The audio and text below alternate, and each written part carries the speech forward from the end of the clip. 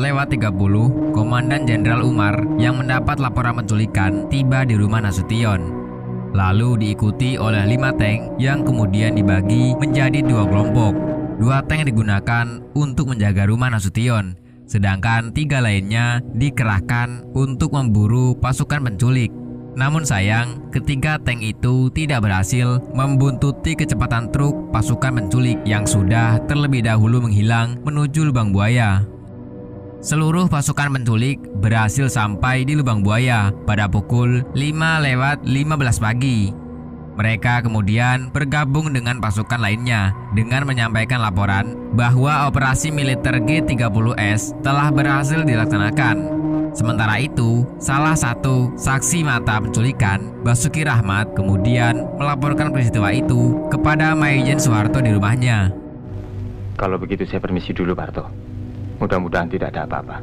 Silahkan.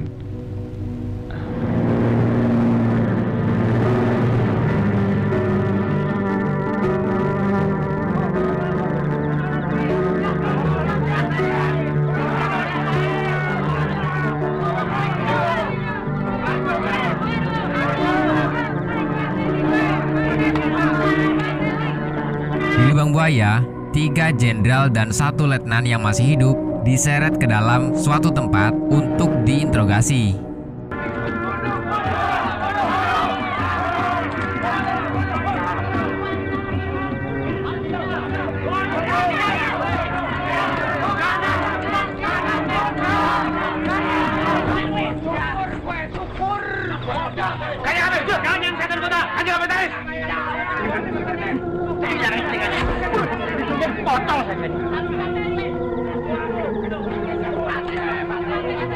Para jenderal dipaksa untuk menandatangani surat pernyataan keterlibatan mereka sebagai bagian dari Dewan Jenderal. Darah itu warnanya merah, Jenderal. Seperti amarah. Tawanan itu! Iya, sini! Penderitaan itu pedih, Jenderal. Pedih. Sekarang coba rasakan sayatan silet ini. Juga pedih, tapi tidak sepedih penderitaan rakyat. Saya orangnya pelan, tapi pasti. Belum juga mau bicara. Bicara! Ayo bicara! Siksaan neraka ini belum dimulai, Jenderal. Kecuali Jenderal mau menurut apa kata saya. Bukan main wanginya minyak wangi, Jenderal. Begitu harum sehingga mengalahkan Bung Amis darah sendiri. Masih tutup mulut. Tekan! Tekan! Tekan! Ayo Tekan! Mana Nasution? Jawab! Mana? Ayo jawab! Masih terus bungkam! Bungkam! Bungkam! Ayo! Terus bungkam! Namun, para jenderal itu menolak sehingga membuat orang-orang PKI menjadi marah. Mereka beramai-ramai menyiksa ketiga jenderal itu dengan sangat kejam dan tak manusiawi.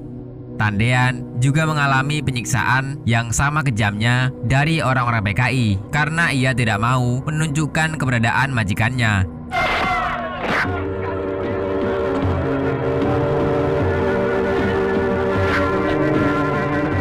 Ini baru seseorang Amir. Bagaimana tuh? Masih tetap tidak mau Tekan?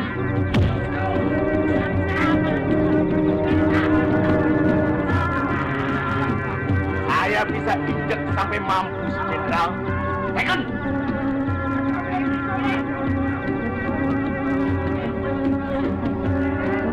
Saya memahat, Jenderal. Sekarang saya akan memahat muka Jenderal. Habisin saja itu! Banyak! Bunuh dia! Tinggal! Bunuh! Bunuh! Apa ini? Sekali lagi, Jenderal. Silakan tekan surat pernyataan ini. Atau Arit yang akan berbicara. Silakan. Sekarang Arit akan bicara. Arit ini Arit tumpul, Jenderal. Sekarang mata Jenderal akan menikmati karat.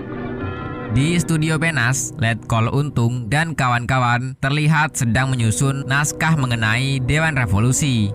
Setelah naskah selesai dibuat, Letkol Untung lalu memerintahkan Kapten Suradi selaku Komando Penguasaan Kota untuk mengumumkannya melalui Radio Republik Indonesia atau RRI.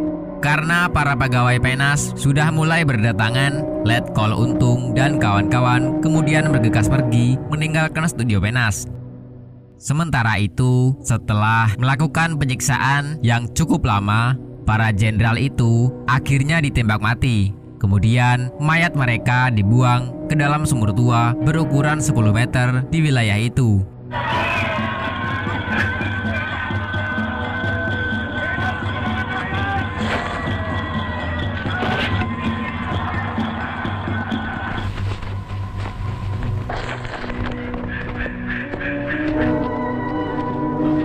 Sebelum menimbun sumur tersebut, mereka kembali menembaki mayat para jenderal untuk memastikan tidak ada yang masih hidup. Setelah ditimbun, mereka lalu berusaha menghilangkan jejak dengan menanam pohon pisang di atasnya. Sementara itu, Sukitman yang sedari tadi diikat dan ditutup matanya, kemudian dilepaskan begitu saja oleh PKI. Inilah salah satu kesalahan terbesar PKI. Mereka tidak pernah menyangka kalau kelak Sukitmanlah yang akan menjadi juru kunci dan membongkar rahasia besar mereka. Hari itu, sekitar pukul 11 siang, Kapten Suradi memaksa seorang penyiar radio untuk membacakan naskah mengenai gerakan 30 September yang dilakukan demi menyelamatkan Presiden Soekarno dari kup Dewan Jenderal. Letnan Kolonel Untung sebagai Komandan Gerakan 30 September menyerukan kepada seluruh rakyat Indonesia supaya terus mempertinggi kewaspadaan dan membantu Gerakan 30 September dengan sepenuh hati untuk menyelamatkan Republik Indonesia dari perbuatan-perbuatan jahat Dewan Jenderal dan kaki tangannya agar dapat melaksanakan amanat penderitaan rakyat dalam arti yang sesungguhnya. Selain itu, Gerakan 30 September juga bertujuan untuk mengganti Dewan Jenderal menjadi Dewan Revolusi yang dikepalai oleh Letkol Untung. Mendengar pengumuman itu, para petinggi militer tentu saja terkejut, termasuk Mayor Jenderal Soeharto yang saat itu berada di Kostrad. Komandan Resimen Komando Angkatan Darat atau RPKAD, Kolonel Sarwo Edi kemudian langsung bergerak cepat dengan memerintahkan pasukannya untuk menyerbu RRI. Dalam hal ini, Letnan II Sintong Panjaitan ditunjuk langsung untuk mengambil alih komando penyerbuan. Maijen Soeharto sebagai Panglima Cadangan Kostrad langsung mengambil alih komando pasukan Angkatan Darat. Ia kemudian memerintahkan Letkol Ali Murtopo untuk menjemput Batalion 454 yang berada di pihak Letkol Untung dan diminta untuk segera menghadap Maijen Soeharto. Tak lama kemudian, Komandan Pasukan Batalion 454 datang ke Kostrad untuk memenuhi panggilan Maijen Soeharto. Mereka bercerita kalau mendengar kabar mengenai adanya Dewan Jenderal yang akan melakukan kup terhadap Presiden. Maijen Soeharto mengatakan kalau itu tidaklah benar.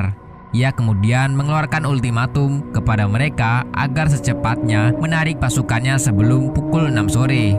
Jika lewat dari jam itu, maka mereka akan berhadapan dengan pasukan Maijen Soeharto. Atas perintah Soeharto itulah pada akhirnya pasukan yang bertugas menguasai kota menghentikan perlawanan dan menyerahkan diri.